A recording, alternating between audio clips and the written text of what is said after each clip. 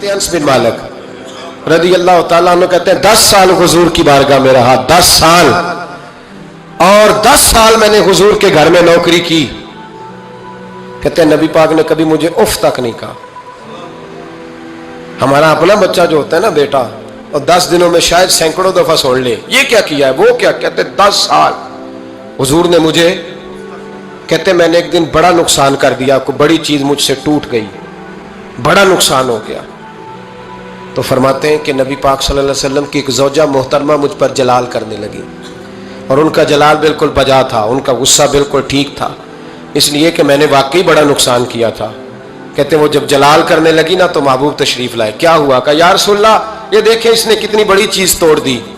تو کہتے ہیں میرا خیال تھا کہ یہاں سے بھی مجھے ڈانٹ پڑنی ہے اور پڑنی چاہیے بھی, اس لیے کہ میں نے آج بڑا نقصان کیا ہے. لیکن کہتے ہیں محبوب میرے قریب آئے اور میرے کندھے پہ ہاتھ رکھا. زوجہ جلال میں تھی تو محبوب نے کیا خوبصورت جملہ کہا, ساری سوچ ہی بدلتی.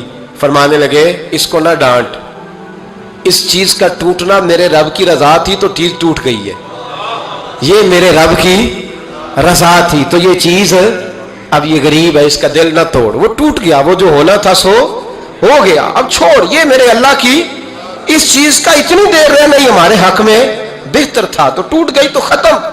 کہتے بڑا جلال تھا محبوب کی زوجہ کو, لیکن انہوں نے جب بات سنی تو پھر مصطفیٰ کریم کا گھرانہ, پھر حضور کی ازواج پاک, مومنوں کی مائیں, کہتے ہیں اسی وقت وہ بیٹھیں اور انہوں نے میری طرف بڑی شفقت کی نظروں سے دیکھا, اور ان کے غصے کو میں نے پیار میں بدلتے دیکھا. بھائی یاد رکھو اللہ کی رضا, پھر اس وقت 2-4 لاکھ کے لیے لوگوں کو ہارٹ اٹیک نہیں ہوتا, پھر 20-25 ہزار کے لیے بلڈ پریشر اپ ڈاؤن نہیں ہوتا جب بندہ اللہ کی رضا پہ راضی رہنے لگتا. پھر چھوٹی چھوٹی باتیں اس کے لیے سہانے روح نہیں بنتی, پھر ذرا ذرا سی بات اسے تکلیف نہیں دیتی. جب وہ اللہ تعالیٰ کی رضا پر راضی ہونے کا عادی ہو جاتا ہے تو پھر یہ چیزیں اس کے لیے باعث آزمائش. بنی اسرائیل میں ایک شخص تھا, امام غزالی رحمۃ اللہ علیہ فرماتے ہیں اس کا دل چاہا کہ پتہ تو کروں جنت میں میرا پڑوسی کون ہوگا. اس کو خواب میں بتایا گیا کہ فلاں بن فلاں تیرا جنت میں پڑوسی ہے. اب یہ بڑا عابد تھا, زاہد تھا, عبادت گزار تھا, پرہیزگار تھا, بڑا نیک تھا, بڑا پرہیزگار. یہ سفر کر کے اس کے پاس گیا, اس کو جا کے کہنے لگا میں تیرا مہمان نہ بن جاؤں, 2-3 دن کا بن جاؤ. کہتے میں 3 دن اس کے ساتھ رہا, میں اس سے زیادہ نوافل پڑھتا تھا, زیادہ صدقات و خیرات کرتا تھا, زیادہ عبادات کرتا تھا, وہ تو میرے مقابلے میں کچھ بھی نہیں. 3 دن کے بعد میں آنے لگا تو میں نے اس کو کہا یار میں ایک مقصد کے لیے آیا تھا تیرے پاس. اس نے کہا بتائیے. میں نے کہا کہ میرا آنے کا مقصد یہ تھا کہ میں دیکھوں تو کون سی ایسی عبادت کرتا ہے کہ جنت میں تو میرا پڑوسی بنے گا. لیکن تیری عبادات ریاضت میں تکبر نہیں کرتا, لیکن میں نے کوئی خاص چیز دیکھی نہیں, کوئی خاص بات ہے تو مجھے بتا دے. تو بندہ کہنے لگا کوئی خاص بات نہیں, ہاں ایک چھوٹی سی عادت ہے میرے اندر, چھوٹی سی عادت. بڑے لوگ کبھی بھی اپنی باتوں کو بڑا نہیں سمجھتے. کہ ایک چھوٹی سی عادت ہے. کہ وہ کون سی؟ تو وہ کہنے لگا اگر شدید گرمی ہونا تو میں نے اپنے رب سے کبھی سردی نہیں مانگی, اور کبھی برف جمی ہونا گلیوں میں تو میں نے اپنے رب سے کبھی گرمی نہیں مانگی. میں سمجھتا ہوں میرا رب مجھے دیتا ہی وہ ہے جو میرے حق میں بڑا بہتر ہوتا ہے.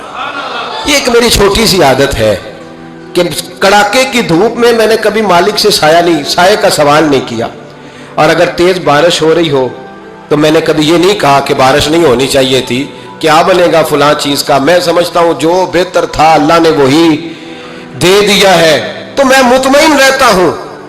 تو عابد وہ نیک آدمی وہ اللہ کے ولی کہنے لگے اسے چھوٹی سی عادت نہ بتا, تیری یہ وہ عادت ہے جس کی وجہ سے رب تجھ سے راضی ہو گیا ہے, اللہ تجھ سے راضی ہے تیری اس عادت کی بنا پر.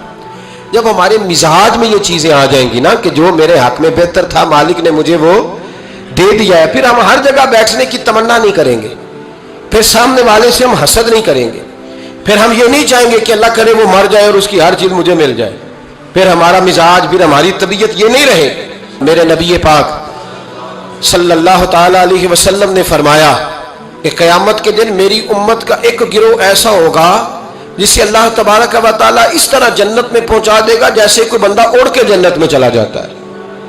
وہ جب جنت میں پہنچیں گے نا تو فرشتے ان سے پوچھیں گے تم نے حساب دیا؟ کہیں گے ہمیں تو پتہ ہی نہیں حساب کیا ہے. پل سے رات سے گزرے, کہیں گے خبر ہی نہیں پل سے رات کہاں ہے, تو یہاں کیسے آ گئے؟ کہیں گے اللہ کے فضل سے. اللہ کے فضل سے. تو کہا بتاؤ تو صحیح تمہاری نیکی کیا تھی؟ تو کہیں گے دو باتیں تھیں.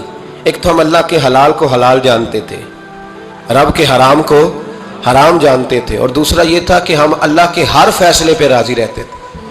اللہ کے ہر فیصلے پہ، تو جو رب کریم کی رضا پہ راضی رہے پھر اسے کسی حساب کتاب کا سامنا نہیں کرنا پڑے گا، پھر اسے پل صراط کی دشوار گزار گھاٹیوں کا سامنا نہیں کرنا پڑے گا. شرط یہ ہے کہ وہ اللہ کی رضا پہ راضی رہے، وہ اللہ کے فیصلے کو بصیر و چشم مانے، وہ عاجزی اور انکساری کے ساتھ گردن جھکا دے اپنے مالک کے فیصلوں پر، جھکا دے.